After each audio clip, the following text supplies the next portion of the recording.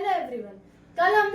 कल हमने पढ़ा था क्रॉप प्रोडक्शन के बेसिक प्रैक्टिसेस कि हम किस तरीके से कौन कौन सी प्रैक्टिसेस कर से कौन से स्टेप्स का यूज करके हम क्रॉप को प्रोड्यूस करते हैं। मैं आपको पहले से शॉर्ट में थोड़ा सा रिवाइज करवा देती हूँ, देन हम फिर एक एक स्टेप्स के बारे में समझेंगे। ठीक है, पहली थी प्रिपरेशन ऑफ सॉइल। आज अभी मैं मेनली आप प्रिपरेशन ऑफ सॉइल के बारे में आपको बताऊंगी, है ना। दूसरी है सोइंग, बीज को बोने का, adding manure and fertiliser, fourth irrigation, fifth protecting from weeds, sixth harvesting, seventh storage. Okay, और उससे पहले मैंने आपको क्रॉपिंग पैटर्न्स बताए थे। इंडिया में कौन कौन से दो टाइप्स के क्रॉपिंग पैटर्न्स हैं। पहले टाइप का क्रॉप होते हैं खारिफ क्रॉप्स, दूसरे टाइप के होते हैं रबी क्रॉप्स। ठीक है, okay. Now the point is, जो टॉपिक है अब हमारा next, preparation of soil. First step को आज अभी हम समझेंगे। ठीक है, first step before growing a crop, preparation of soil is the first step before growing a crop. कोई अपन क्रॉप को उगाने से पहले सॉइल की प्रिपरेशन करता है। ठीक है, सॉइल की प्रिपरेशन कैसे होती है, सॉइल को लूज करना पड़ता है। लूज करने पर सॉइल के जितनी ज्यादा लूज सॉइल रहेगी उतने अच्छे से रूट्स जो होंगे उसके अंदर पेनिट्रेट हो पाएंगे डीपली, ताकि रूट्स जो है अच्छे से ब्रीथ कर पाए सॉइल के अंदर। ठीक है, next most important task in agriculture is to turn the soil and loosen it. जो प्रिपरेशन ऑफ सॉइल इज जो टास्क है वो बहुत इंपॉर्टेंट टास्क है एग्रीकल्चर में, कि वो टास्क ऐसा है कि सॉइल को घुमा घुमा के ऊपर से नीचे करके उसको लूज करता है। ठीक है, वो बहुत इंपॉर्टेंट टास्क है। नेक्स्ट, क्यों है इंपॉर्टेंट टास्क, इसके लिए मैं आपको समझाती हूँ क्यों है इंपॉर्टेंट टास्क। ठीक है, जो आपकी जो सॉइल है वो सॉइल क्या करती है, जो लूजन सॉइल है। अब अपने को पता है कि एक बार क्रॉप उग गया, ऊपर की सॉइल कुछ तरीके से कुछ हद तक सूखी पड़ जाएगी, ड्राई पड़ जाएगी, कुछ हद तक खराब हो जाती है। वो ड्राई सॉइल के ऊपर जो मैन्योर रहता है, एग्रीकल्चर के जो भी वीड्स उगा तो सॉइल खराब होने लगती है। उस वजह से जो अंदर की टॉप लेयर की जो भी सॉइल नीचे रहती है वो ऊपर आ पाए। अगर हम क्या करेंगे, अगर हम सॉइल को किसी तरीके से नीचे की सॉइल को ऊपर ला पाएंगे तो जो अच्छी वाली मिट्टी रहेगी वो ऊपर आ पाएगी, जिसके अंदर थोड़े न्यूट्रिशंस मौजूद रहेंगे। ठीक है, समझ में आया। अब ध्यान से सुनना, लूज सॉइल क्या करती है किसके ग्रोथ में, अर्थवॉर्म और माइक्रोब्स के ग्रोथ में हेल्प करती है, जो सॉइल में प्रेजेंट रहते हैं। और ये बात याद रखना, earthworm is the friends of farmer. Earthworm किसका फ्रेंड रहता है, फार्मर के फ्रेंड्स रहते हैं। वो सॉइल को ऊपर नीचे धीरे धीरे करते रहते हैं, उससे हमारी सॉइल जितनी ज्यादा ऊपर से नीचे नीचे होती जाती है उतनी अच्छी होते जाती है।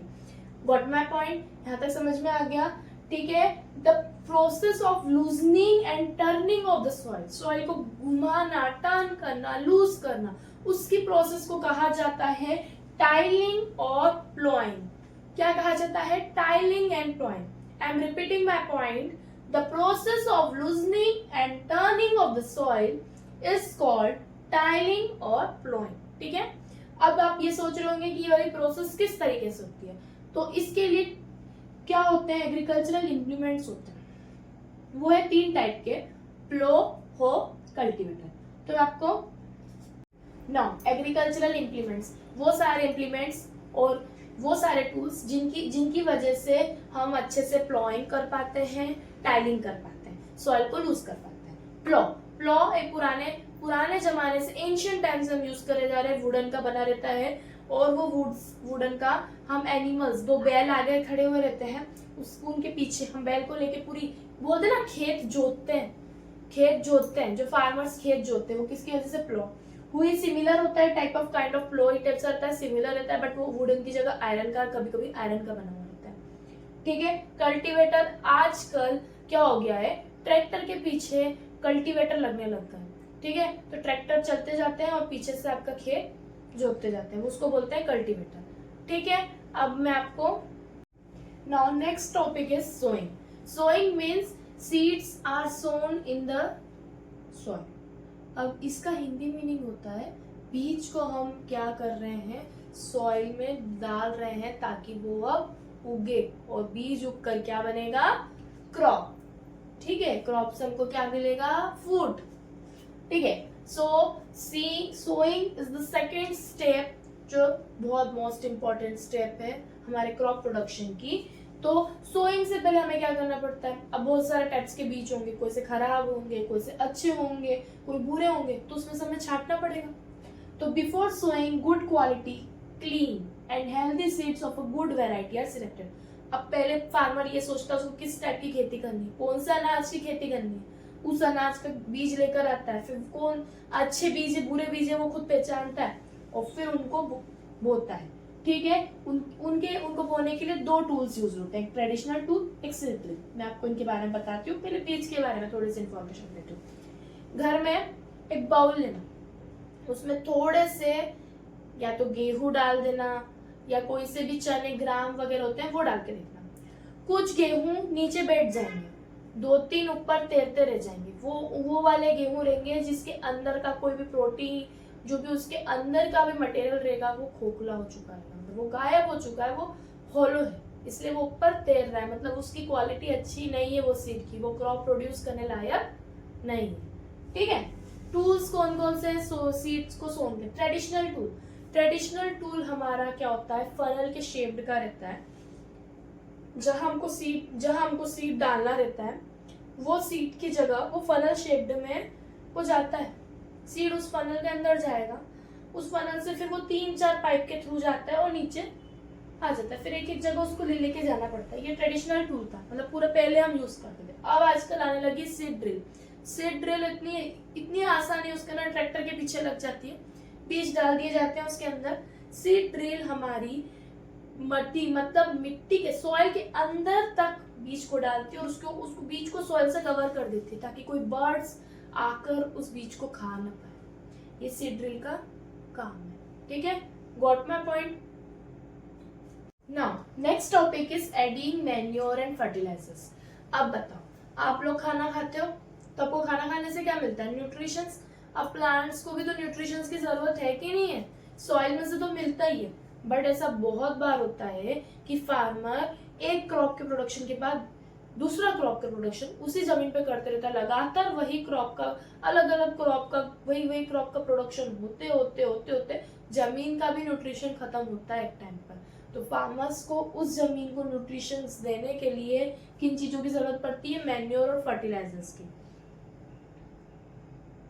The substances which are added to the soil in the form of nutrients for the healthy growth of plants are called manure and fertilizers. Okay, manure are naturally बनते हैं और fertilizers man made होते हैं जिसमें chemicals लगते हैं। ठीक है, manure is an organic substance। manure एक organic substance होता है obtained from the decomposition of plant or animal waste। Plant और एनिमल वेस्ट का डिकम्पोजिशन होता है और उनका डिकम्पोजिशन होने के बाद क्या बनता है, मैन्योर। खाद बोलते हैं हिंदी में इसको, मैन्योर, खाद, फर्टिलाइजर सब यही है। तो मैन्योर एक ऑर्गेनिक होता है, मतलब खुद से बनता है, हम नेचुरली बना सकते हैं। फार्मर क्या करते हैं, छोटा सा गड्ढा मतलब छोटा सा गड्ढा क्या करते हैं, बनाते अपने खेत में जगह करते हैं उसके छोटे से, उसके अंदर क्या करते हैं, बहुत सारे प्लांट्स वगैरह डाल देते हैं, एनिमल्स काऊ का डंग डाल देते हैं, गोबर वगैरह, और उसको भर देते हैं। फिर वो अंदर डिकम्पोज होता रहता है, फिर उसको खोलने पे उनको क्या मिलता है, खाद, और वो खाद उनके क्रॉप में डाल देते हैं, उसको बोलते हैं मैन्योर। वही fertilisers chemicals rich which are in a particular nutrient. Fertilisers are chemicals which are rich in a particular nutrients. तो फर्टिलाइजर्स ऐसे केमिकल होते हैं जो कोई पर्टिकुलर न्यूट्रिएंट्स में उनका बहुत ज़्यादा न्यूट्रिएंट्स अवेलेबल रहते हैं, वो फर्टिलाइजर्स। ठीक है, एक तरफ से मैन्योर क्योंकि ऑर्गेनिक सब है तो क्रॉप्स के लिए उनका बहुत ज़्यादा फायदेमंद है। क्या, it enhances the water holding capacity जो रहती है सॉइल की, वो एनहांस करता है manure. It makes the soil porous due to which exchange of gases become easy. Gases का एक्सचेंज इसकी वजह से बहुत ईजी हो जाता है। ठीक है, it increases the number of friendly microbes, और सॉइल का टेक्सचर भी मैन्योर की वजह से अच्छा हो जाता है। फर्टिलाइजर्स क्या है, केमिकल्स क्या करते हैं, प्लांट्स को तो न्यूट्रिशन पहुंचा देते हैं पर हमारे क्रॉप को खराब कर सकते हैं। धीरे धीरे हमारे क्रॉप्स क्या होते हैं, क्रॉप की हमारी फसलें खराब होती जाती हैं। इसलिए फर्टिलाइजर्स हमारे लिए यूज़ करना इतना फायदेमंद नहीं। ठीक है। अब मैं आपको बताऊंगी फर्टिलाइजर्स और मैन्योर में डिफरेंस।